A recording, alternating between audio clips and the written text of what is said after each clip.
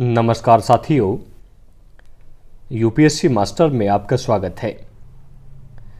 भारतीय संविधान के भाग 3 में नागरिकों के साथ साथ गैर नागरिकों को भी मौलिक अधिकार प्रदान किए गए हैं, परंतु इसी भाग के अनुच्छेद 33 में राज्य के अधीन कार्य करने वाले कार्मिकों के अधिकारों पर कुछ प्रतिबंध लगाया गया है, जिसकी चर्चा हम इस वीडियो में करने वाले हैं।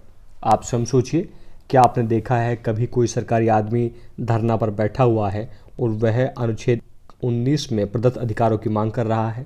आपने कभी नहीं देखा होगा कोई सरकारी कर्मचारी ये मांग कर रहा हो कि उसको अभिव्यक्ति की स्वतंत्रता चाहिए, या उसको जो है आबाद रूप से भ्रमण करने का अधिकार होना चाहिए, या कोई भी व्यवसाय करने का उसको अधिकार होना चाहिए। इस प्रकार के किसी भी अधिकार की मांग करते हुए आपने कभी भी किसी सरकारी आदमी को नहीं देखा होगा।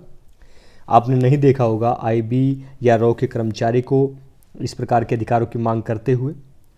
और आप खुद ही सोचिए, अगर बॉर्डर पर सेना तैनात है और वो अपने अधिकारों की मांग करने लगेगी कि वो तो आबाद भ्रमण करेगी, यहाँ काम नहीं करेगी, वहाँ काम नहीं करेगी, उसको तो पूरी अभिव्यक्ति की स्वतंत्रता होनी चाहिए, तो चारों तरफ अफरा तफरी फैल जाएगी, राज्य की में जो है अराजकता विद्यमान हो जाएगी। इसी को रोकने के लिए संविधान निर्माताओं ने अनुच्छेद 33 में कुछ प्रावधान किए हैं। यदि हम इनको संवैधानिक भाषा में पढ़ेंगे तो भाषा थोड़ी क्लिष्ट है, समझ नहीं आएगी। उसको कुछ सिंप्लीफाई हमने किया है, जिसके मुताबिक अनुच्छेद 33 के तहत सैन्य बलों के सदस्य, जिनमें एयरफोर्स, आर्मी और नेवी, लोक व्यवस्था या पब्लिक ऑर्डर बनाए रखने के लिए तैनात कर्मचारी, जिनमें बीएसएफ, पुलिस या इसी प्रकार का कोई अन्य कर्मचारी, और इस लोक व्यवस्था बनाए रखने के लिए तैनात सिविल कर्मचारी, जो बीएसएफ, पुलिस या अन्य कर्मचारियों के पीछे जो काम करते हैं। जैसे आप पुलिस स्टेशन गए, वहाँ एक तो पुलिस कर्मचारी हैं, कुछ सिविल कर्मचारी भी हैं।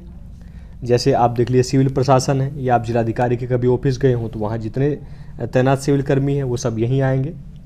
और इन सभी व्यवस्थाओं को बनाए रखने के लिए जो आसूचना में तैनात कर्मी हैं, जैसे रॉ और आईबी में जितने भी लोग काम करते हैं, और इस सारी व्यवस्था को सुचारू रूप से चलाए रखने के लिए जो कम्युनिकेशन सिस्टम में तैनात कर्मचारी हैं, उनके मौलिक अधिकारों का निलंबन किया जा सकेगा, बशर्ते संसद इसके लिए एक विधि का निर्माण करे।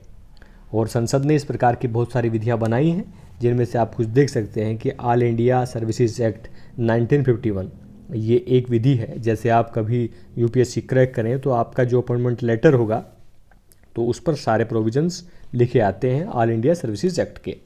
इसके अलावा UP government servant conduct rule 1956 इसी प्रकार का रूल है।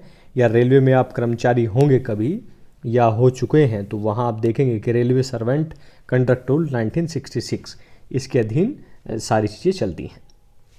Thanks for watching. जय हिंद, जय भारत, महाशक्ति भारत।